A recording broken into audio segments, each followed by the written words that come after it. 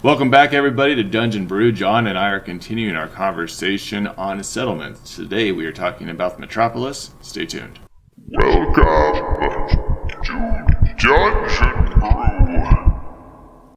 Here at Dungeon Brew, we are about to release our first large crowdfunding project on BackerKit. It is Thagum. It is a new campaign setting manual that gives you a grim, dark steampunk world. Over 200 plus pages that's going to have new subclasses, new lineages, new weapons, gritty firearm mechanics, new feats, new monsters, city guides, and so much more. We are launching on September 9th, and we are looking for you just to go and follow the page right now and be ready for that launch. So follow the link, go check it out, and then come back to the video. Welcome back, everybody, to Dungeon Brew. John and I are talking about the Metropolis today. We are continuing our series on settlements.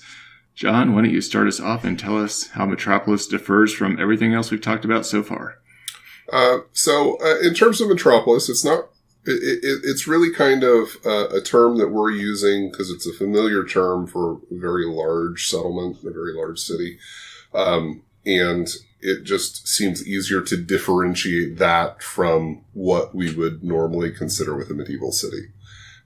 Even with that being said, the largest metropolises from older eras would have been Rome, right? It wouldn't have necessarily even been anything during that time, except for maybe Constantinople was pretty big, that type of thing. But to define a metropolis, to build a metropolis, you need to build a city, and then you need to build another city, and then you need to probably build at least one more city, and then you need to mash them all together, and then you have the starting of a metropolis. Because the metropolis is, in terms of scale, so much larger than a city that it becomes something that is unique in and of itself. Now, we're starting the population for Metropolis at around 25,000 people because that's the upper echelon of what a city would be. But realistically, many metropolises get much larger than that. You're talking 50, 100. And in the case of Rome, like I mentioned, we're talking about 1 million people, which is a massive scale when you're considering what we've been talking about in terms of population sizes for settlements up to this point. So the upper limit on a metropolis is question mark for the most part. And it becomes difficult to grasp in this era. For our own era, 1 million people doesn't seem that massive for a city anymore, but for that era, it is huge. The one thing that I do want to mention just before we really I hand this back to you so that we can start talking about this in earnest is that that scale is also very important because in this era you do not have the option of building up quite the same way that we do now. They're not using steel. They're not building apartment buildings and high rises in order to accommodate this population. They have to build out, which means that in terms of scale, a city that has 100,000 people in it in this era is going to be very, very wide. It's going to be huge. That is not the same way that you would find in a city that's 100,000 people nowadays because it's not necessary to do so. You can build up and still have more people in a relatively more confined area. And I think that's kind of where I want to jump in at is that conceptualization when you're thinking about populations and industry that is spread out over the course of several miles of people. You have this sense within the city of connectivity, but also distinct isolation. Like, yeah, I'm from Rome and I know the handful of people that I interact with on the regular, but I don't really know Rome. Like, I'm not really as engaged in the fullness of the city as I am with maybe my district or my section of the city that I work in and I live in and I buy my goods in, or what have you, for whatever type of world you set up. But it's got such a different feel to it, I think, that people just don't know each other as well.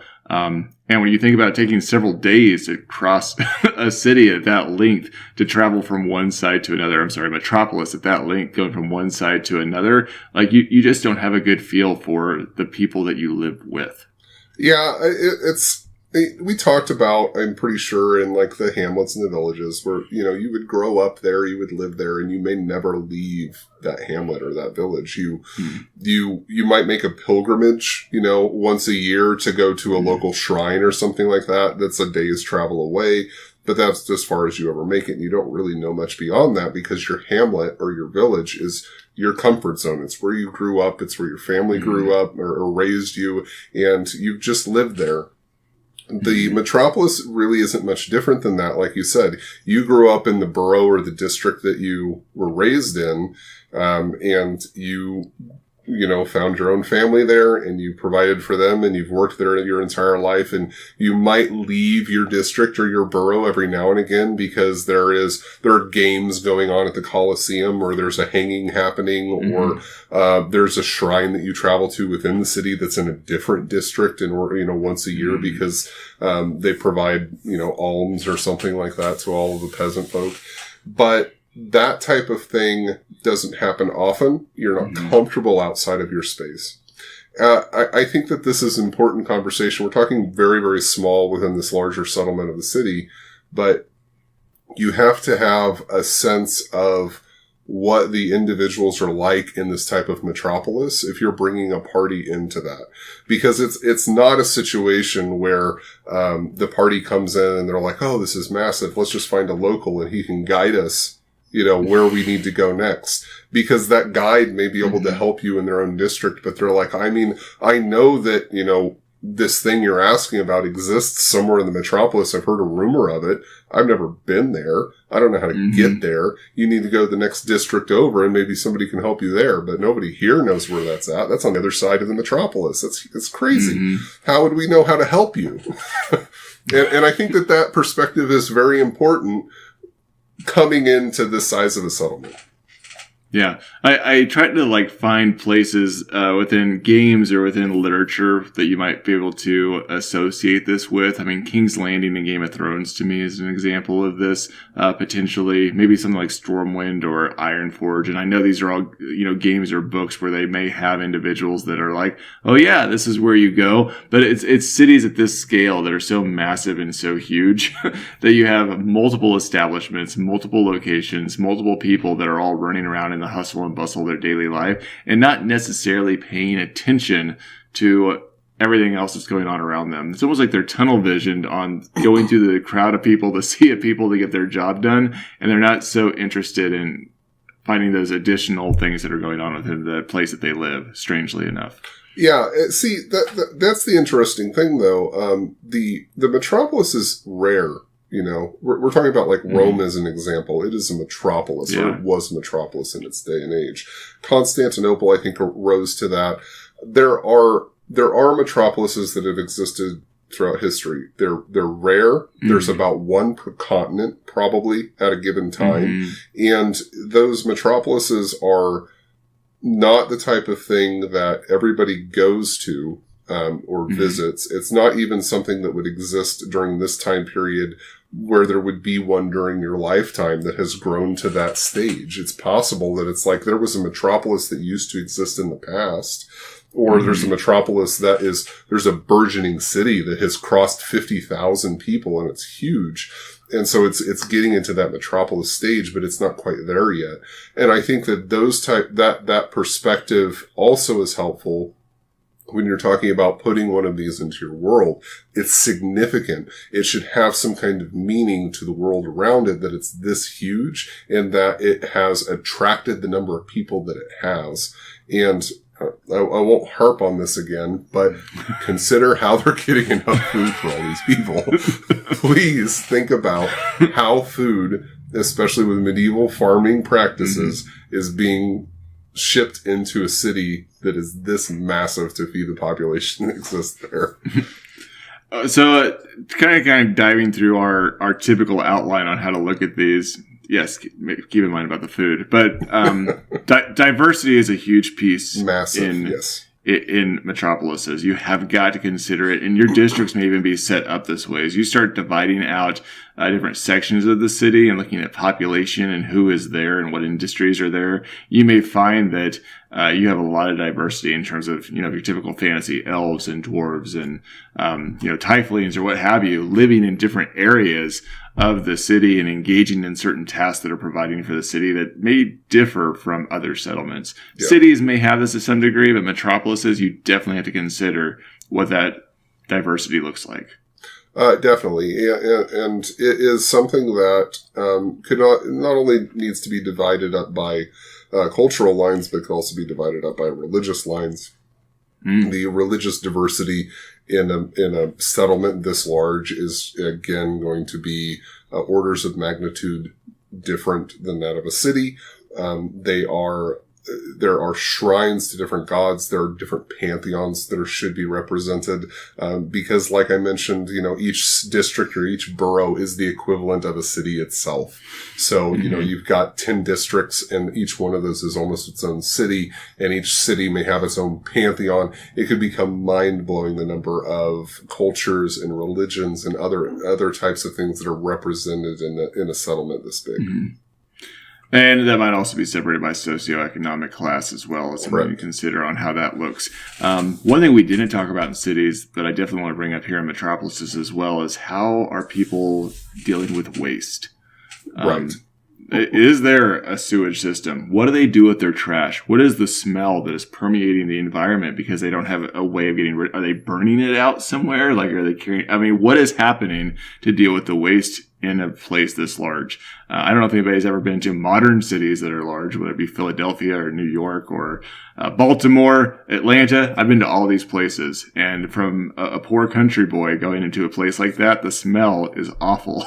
Right. and we're modernized, but yet to think about how that's being handled, I think is going to be important. Yeah, and I think we alluded to this not directly, but somewhat indirectly, just in talking about things like disease and sickness always being present in a city, and in a metropolis that is going to be the same, if not worse. There is always going to be some degree of sickness, some degree of disease that is part of the city, because like you said, it's difficult in this time period in particular to get rid of waste in whatever form that it takes, and that's going to result in a different type of atmosphere, we'll say, than the adventuring party who all grew up in hamlets that were attacked by goblins and everyone died, and they were the only ones who were left, because each member of the party originated from that. So they're going to come from their 6 distinct hamlets to come into this metropolis that just is not the same as what they grew up in. So we've talked about trade in cities, and again, metropolises will be the same order of magnitude larger in terms of representation of goods and services and those types of things. You could get very creative with a great deal of this in terms of the exotic and luxury aspects. Whereas a city may have access to most of these things, a metropolis may actually have them on hand, and not only would we'll look at it this way. A city may have access to most luxury and exotic goods through shipping. It may not necessarily be present in the city. Most things in the country will be represented there. Most things from neighboring countries may be represented within the city. When you get to a metropolis, you start getting things from, across continents. So we've gotten these rare and exotic goods that have come from, I don't know, 1,000, 2,000 miles away, kind of the Roman equivalent of they traveled the Silk Road and brought things back from Asia that have never been seen in this part of the world before. You're getting unique things, not just the luxury or exotic, but unique. And I think that type of thing can be very interesting in this type of settlement as well. And I think that I don't really want to hamper too much on mercantile trades and industry, because I think just about anything you want to develop can be here. Right. My biggest piece is that you're typically going to see them localized. Right. You may have an area of the city that does metallurgy, and then you have a part of the city that does lumber work or carpentry of some kind. Or you may have like little small areas that do that, but the major areas are in another part of the city that kind of focus on that. And you see industries build out from certain areas and sections. And I think that's important to consider on how that develops within your area. Entertainment for me, of course, I talked about this last time too, is going to be really important here in the city too. Mm-hmm. I think that it differs a little bit from the city. When you're in a metropolis and you have entertainment, I think of it more like block parties. It's kind of stuck within your area and your locale. Maybe you have the king that speaks once or twice a year, but you're still miles back away from the castle and you can't hear him talk, even though you may travel, half a day to the centralized, castle or his, home to hear him speak from his balcony. But a lot of the festivities may be around the shrine within your area, right, or the god that you worship, or it may be, around whatever pleasantries are within that local area, your local tavern, or the place of wherever you live. Yeah, and I think that that's a really important thing, because as you're traveling through a city of this size, you would go through a district and they may be worshiping or having festivities or something like that. And you go to the next district and nothing is happening because they're not recognizing that same holy day or festival or whatever it is. What gets really interesting is when you get to the city-wide festivities. So again, I'm pointing back to Rome. They had the Colosseum, and the Colosseum held 50,000 people, which again, I want to point out the scale of this. This is twice the size of the largest city that we were talking about in the previous video. You could fit the inhabitants of that city twice into the Colosseum, which is just hugely different, all right, than what we're talking about when it comes to a metropolis. Mm-hmm. So that piece, but Colosseum, when the Colosseum was having festivities in Rome, this is a citywide celebration. They're having games. They're having all of this action going on in a massive, massive settlement. Mm-hmm. And that is something that the party walking into is going to be even, again, orders of magnitude crazier than going into a city that's having a sex festival. All right. Yeah. So it's crazy to think about the scale for something like that in this type of environment. Mm-hmm. And I don't think that you're going to be able to get out of a metropolis building scenario without building some sort of military or at least members to try to maintain the peace within this area. I always think about a centralized government within a metropolis, but we all know that even within the terms of a monarchy or a republic or a senate, you're not going to be able to manage the fullness of a metropolis with a handful of people. Right. They are going to need magistrates and marshals and people overseeing districts and having their own men to enforce peace in certain areas because of, again, balancing this against the level of corruption that you might find within a population this large. Right. And you mentioned like defenses and that type of thing. You can think about city walls. They might be surrounding the city or a portion of the city. It may be that the city has grown several times. So the city the old city has walls that go around it. And then there was the new city and more walls went around the new city. And then the city continued to expand beyond that. And so you have portions of the city that are not actually encompassed by walls at all because they haven't built more walls. Because even the walls that are going around the new city are a dozen miles long. And that encompasses the new city, but they can't encompass the old city because then you're talking about Great Wall of China style walls to try and encompass this thing. So there is that military aspect. There is that we need to protect what we've got. And it's possible that those city walls have been erected multiple times throughout the city's history in order to try and encompass the growing borders of what it is. Like you said, the districts may have different people in control. This is definitely a scenario where you don't have one guy sitting at the top who's listening to everybody's problems all day long. He doesn't have time for that. He's got to have, or she's got to have somebody who is doing that on their behalf, whether that's a magistrate, whether that's a town guard, whether that's a military that's in place in some way in order to try and keep the peace. When you're talking about something this large, they definitely have the wealth necessary to support the type of protection that this type of place needs. Yeah, I'm thinking of, rulers of our past, like King Louis, who had his whole board of advisors in Versailles that were essentially sending them out to accomplish different tasks and doing things because he was in the process of forming alliances and arranging marriages and handling taxes and making decisions around other things, and could not attend to the day-to-day affairs that were taking place within the area that he was ruling over. Definitely.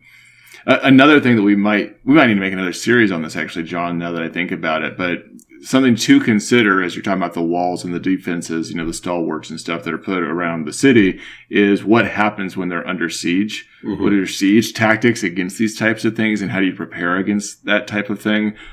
Because if you don't have walls around your outer populace and you're suddenly being attacked, and all of that population comes running into those interior walls, and they don't have room for all of them to board them. You now have an increase in sickness. You have a reduction in food. Mm-hmm. There's a lot of things that prevent you from being able to manage that population if you're trying to withhold a siege against your city. Once you get to that size, it becomes terrifying. Right. And there's different ways to respond to it. Some, depending on the benevolence of the ruler, they may lock everybody outside and go, well, you're not in the city. You're not getting in the city. And they're all stuck outside with the enemy.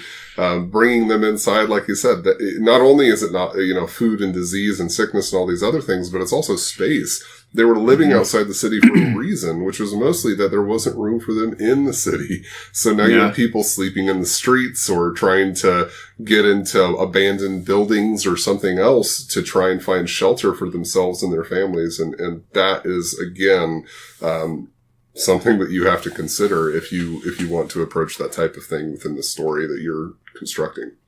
Yeah, from a ruler standpoint, then it sounds crazy as we think about little battles and the choices that rulers made, even in locking people outside of the city. But you invite an additional 300,000 people into those walls, and you have to deal with hysteria, lack of food, disease, like all these things. It's like, what's the greater risk? Will I get myself a rebellion on the inside of these walls when I'm trying to fight an army outside of the walls? So anyway, that might be an interesting thing for us to talk about sometime, and how different defense tactics that your rulers may use in defending locale like this. Mm-hmm. Something else, and we mentioned this a little bit in the last video, but I do want to address it again in this one, which is that if you're looking about fantasy settings, since we've been talking about realistic settings a lot, this type of setting or this type of size of settlement is definitely something that you would see more of in a high magic style fantasy setting, in which higher populations are possible due to magic being used for things like producing food, preserving populations, that type of thing, eradicating sickness and disease. So then populations become much larger in settlements as a whole. I mean, it's the equivalent of what happens within our own world, where as we advance science and medicine, we can support larger populations. Magic can equate to the same thing. I was going to say, just like they did in Rome, and then you said, just like we do in our populations. Like, that's right. using the magic. Right. But anyway, if you're considering having more than one metropolis or multiple metropolises that exist within the world, this is magic is the avenue through which you can accomplish that. So that maybe it's a situation where you've got kind of this Judge Dredd style thing where you only have metropolises and everything in between the metropolises are a wasteland. And so, it's like there's this metropolis that's on the east coast of the continent and there's another one on the west coast of the continent, but to get between the two of them is this massive desert. And when you get to the metropolis, it's just people piled on top of each other, and nobody wants to go outside the walls because it's too dangerous to live out there. It could be a very fascinating way of constructing a fantasy environment that, like I said, I think that would be very interesting, particularly Judge Dredd style fantasy. I agree. And that leads me to my last point that I have on Metropolis is the story behind it. Why do you have a metropolis Right. in your world? What is the story behind this? Is it a Judge Dredd setting where there's wastelands and people have to come together and occupy a singular space, and so they have to make it work? Is it a ruler that's vying for power? Is it a religious institution that has now become the hallmark of the world that's, spreading their religion out and drawing people in to work for them within this? I mean, there's a reason why Rome existed. There's a reason why New York exists. There's a story behind those that allow for cities that large to grow. So know what the story is behind your city and why it exists within your world.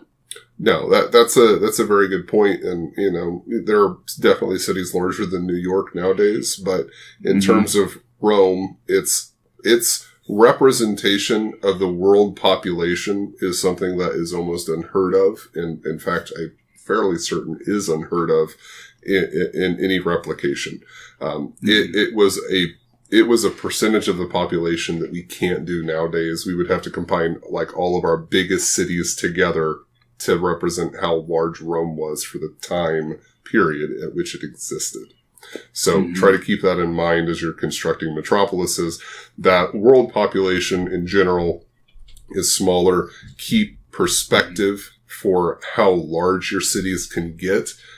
That's why most of the populations we've talked about in previous settlements have been 25,000 or less. Most of the time we're talking about villages and hamlets that are 1,000 or fewer people. Those are very common. There were a ton of those because getting a population above that was difficult for that time period. And dangerous. Yes. So keep those things in mind as you're constructing settlements. Don't go just willy-nilly throwing out a ton of cities and a ton of metropolises without respect to the world population and the technology of that time. Those things help to increase the verisimilitude of the world that you're creating. If you're curious about doing moral world building, we've done an entire series on world building. So consider this to be an addendum to it when you're trying to get into the smaller aspects of not only country and world, but you're starting to look at settlements to populate those countries with. Anything else that you have, Joshua, as we wrap up this series? I don't think so. Hit the subscribe button, hit the like button, leave us a comment, let us know what other videos you'd like to see us make. All right, and we will catch you in the next series. Judge and Brew.